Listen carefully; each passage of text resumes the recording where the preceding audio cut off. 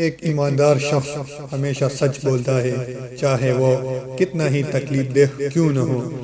وہ جنہوں نے سردی اور گرمی صرف کڑکیوں سے دیکھی ہو اور بھوک صرف کتابوں میں دیکھی ہو، وہ عام آدمی کی قیادت نہیں کر سکتے۔ اس راستے پر چلو جو تم صحیح سمجھتے ہو، چاہے تمہیں اکیلے ہی کیوں نہیں چلنا پڑے۔ کسی سے بدلہ لینے کے لیے اسے جان سے مارنے کی ضرورت نہیں ہے۔ اس کی امید کو ختم کر دیں، وہ روز خود بخود مرتا رہے گا۔ مخلص دوست وہ ہے جو آپ کو آپ کی خامیوں کے بارے میں آگاہ کرے۔ سب سے زیادہ خاموش لوگ عموماً وہ ہوتے ہیں جو اپنے آپ کو سب سے اعلیٰ سمجھتے ہیں۔ ان لوگوں کو کوئی پسند نہیں کرتا جو ہمیشہ بے چین رہتے ہیں۔ جو جوانی کے دنوں میں اپنا سہارا خود بنتا ہے، وہی اپنا آنے والا مستقبل محفوظ بنا سکتا ہے۔ ہمارے معاشرے میں ایک برائی یہ بھی ہے کہ کوئی بھی شخص خود کو منافق نہیں سمجھتا۔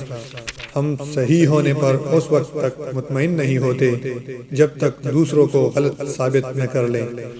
ہم اپنی زندگی کا بہترین حصہ مستقبل کو سوچنے میں گزار دیتے ہیں۔ غربت اخلاق، انسانیت، دوستی کا امتحان ہے۔ عورتوں میں حیا حسن سے زیادہ اثر رکھتی ہے۔ مشکل وقت میں دوست کی خاموشی دھوکہ دینے کے برابر ہے۔ جو خود کی عزت نہیں کرتا، دوسرے بھی اس کی عزت نہیں کرتے۔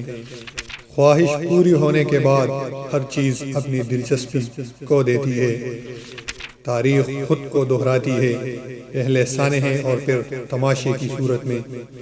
ظلم کے خلاف جتنی دیر سے اٹھو گے، اتنی ہی زیادہ قربانی دینی پڑے گی۔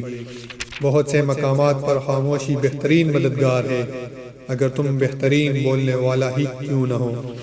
ہم چھوٹے چھوٹے کام کرنے کی آمادہ نہیں ہوتے، حالانکہ چھوٹے چھوٹے کاموں سے ہی بڑے بڑے نتائج نکلتے ہیں۔ مطالعہ کرنے کا اصول یہ ہے کہ جو اہم ہو اسے یاد کر لو اور جو غیر ضروری ہو اسے بھول جاؤ۔ کامیاب ہونے کے لیے محنت کرو، یہ سوچنے کی بجائے کہ آپ قابل ہو یا نہیں۔ کوئی شخص کتنا ہی برا کیوں نہ ہو، ظلم کے خلاف بغاوت ضرور کرتا ہے۔ وہ شخص ضرور کامیاب ہوتا ہے جو کبھی مایوس نہیں ہوتا۔ زندگی کی سب سے بڑی خوشی اپنے فرض کی ادائیگی کا احساس ہے۔ ہم دوسروں کے لیے تبھی بے بس ہوتے ہیں جب خود کے لیے کچھ نہیں کر سکتے۔ ایک عظیم دماغ وہ ہے جو بھولتا اور آگے بڑھنا جانتا ہو۔